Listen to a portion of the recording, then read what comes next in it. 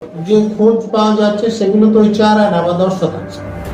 তো 12 আনা বা 90% যেখানে গিয়েছে, তো তারা তো চেষ্টা করবে যে তাদেরকে যেন হাজতে না যেতে হয়। দুদিন আগেও তিনি বলছিলেন যে আমি সম্পূর্ণ নির্দোষ, আমি 13 তারিখে মুক্তি পেয়ে যাব, আমি 13ই নভেম্বরের কথা তিনি বলেছেন। কিন্তু সম্প্রতি যখন ওনাকে স্বাস্থ্য পরীক্ষার জন্য সিজিও কমপ্লেক্স থেকে বের করা হয়েছে, তখন উনি বলছেন টলমল পায়, আমি আর বাঁচবো না, আমি মরে যাব। দেখুন কতগুলো ব্যাপার। প্রথমত, যখন কোনো আসামিকে কোর্টে তোলা, তো তিনি যদি বলেন যে আমি দোষটা মেনে নিচ্ছি, তাহলে বিচারক বিস্তারিত বিচার না করে তাকে দোষী সাব্যস্ত করে সাজা ঘোষণা।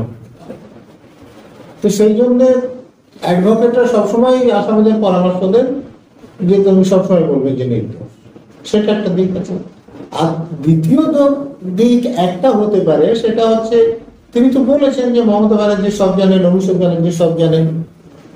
তিনি এমন হয়তো বলতে চাইছেন যে আমাকে যেরকম বলা হয়েছে আমি সেরকম করেছি, এটা আমার দোষ কথা। কিন্তু এটা ঠিক কথা না। কারণ কেউ যদি কোনো অপরাধ করতে বলে, তো যিনি বলবেন তিনিও অপরাধী, কিন্তু যিনি করবেন বেআইনি কাজ তিনিও অপরাধী। অর্থাৎ তিনি কারো কথা মতো করেছেন, অতএব তার কোনো দোষ নেই, এটা ঠিক কথা। আর মরে যাওয়ার কথা বলছেন, দেখুন তিনি বহু কোটিপতি লোক, অত্যন্ত ক্ষমতাশালী লোক।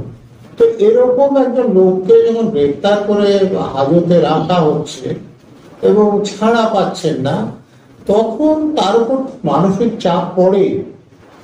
তখন তিনি যেসব কথাবার্তা বলবেন সেগুলো খুব ভেবেচিন্তে বলতে পারবেন, সংযত হয়ে বলতে পারবেন, সেটা নাও হতে পারে, যেরকম মনে আসছে বলে দিচ্ছেন হতেই। কিন্তু কিছুদিন আগেই আমাদের চ্যানেলে আমাদের সিনিয়র অ্যাডভোকেট বিকাশ রঞ্জন ভট্টাচার্য বাবু একটি চাঞ্চল্যকর মন্তব্য করেছেন যে দুর্নীতি ঢাকতে মমতা বন্দ্যোপাধ্যায় যে কোনো রকম অপকর্ম করতে পারেন। কি মনে করছেন এই বিষয়টি? দেখুন, আপনি তো বুঝতে পারছেন যে জ্যোতিপ্রিয় যে অপরাধ করেছেন তার লাভ শুধু তার কাছে নেই। আপনার ওই যে শাসক দলের একজন সাংসদ একটা প্রকাশ্য মিটিং এ বলেছিলেন, শুনেছিলেন যে হিসেব করে রাখো, 4 আনা নিজেদের কাছে রেখে 12 আনা কালীঘাটে পার্টি ফান্ডে দিয়ে দিতে হবে। কালীঘাটে বলেছে পার্টি ফান্ডে দিয়ে দিতে হবে। তো 4 আনা 12 আনা হিসেব ছিল। কুন্তল ঘোষ তো আবার অন্য কথা বলেছেন, যে উনি বলেছেন যে আমি তো 10% মাত্র রাখতাম, বাকি 90%ই পাঠিয়ে দিতাম। তো এই এখন তো যে খোঁজ পাওয়া যাচ্ছে সেগুলো তো ওই 4 আনা বা 10%। তো 12 আনা বা 90% যেখানে গিয়েছে, তো তারা তো চেষ্টা করবে যে তাদেরকে যেন হাজতে না যেতে হয়।